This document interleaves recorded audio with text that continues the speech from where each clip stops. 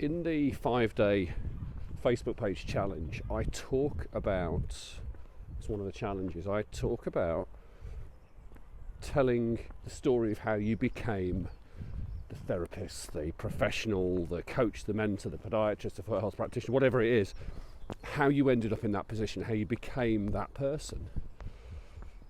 And there's a reason for that.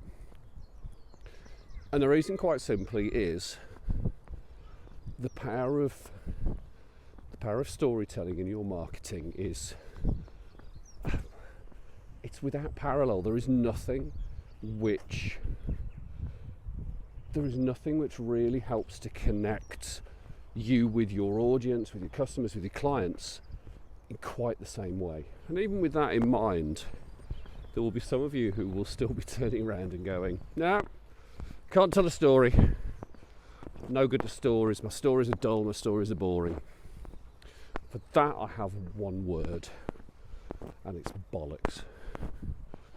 Storytelling comes from a deeper place. Storytelling comes from, it's built into our DNA. Whether that storytelling is passing on information from generation to generation, whether it's instructing people on how to live, whether it's telling people what direction to go in to get to a particular place. We use stories all the time. Now you can be forgiven for the I can't tell stories stuff, because that's exactly where I was. It's exactly where I was many years ago. And it was only back in about 2017 where I was questioned and interviewed by a good friend of mine and fellow podiatrist, Diane Ashcroft, the Potty Purple Pod. Check her out if you haven't done already. And she sat me down in her back garden in Warrington, and on a day in June of 2017, she talked to me, she interviewed me, she asked me questions, and I told her a story about how I'd ended up as a podiatrist, and I told stories that I hadn't told before. Telling those stories was like somebody switching on a very bright light in a dark room, or like a mic dropping, whichever metaphor or descriptor you want to use.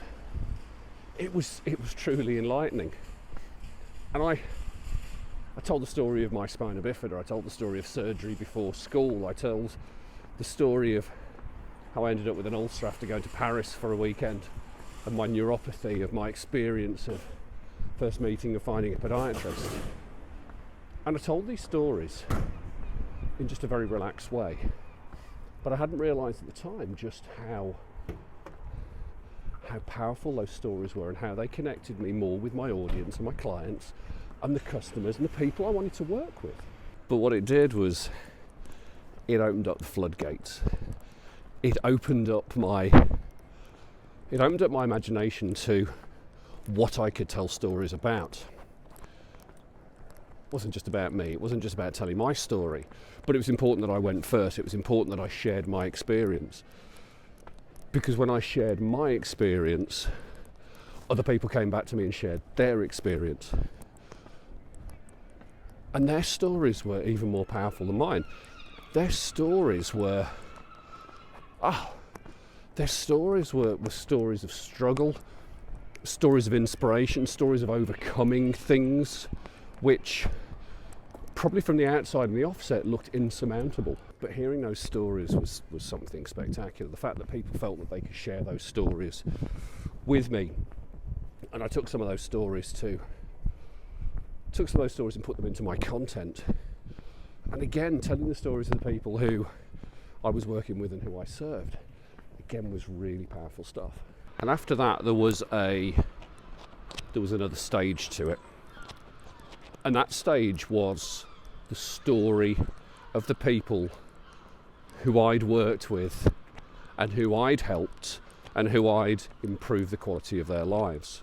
And it was a relationship between me as a clinician and them as a client, and how us working together had got them to a place which they strove to get towards, but also in some cases they didn't think they could get to.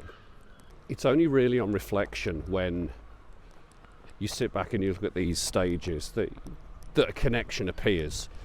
I'm very lucky, I've got some great friends and mentors, and one of them actually sat down with me and we talked about this and we discussed it. And there was a very distinct pattern which emerged, and quite a few lessons which emerged too.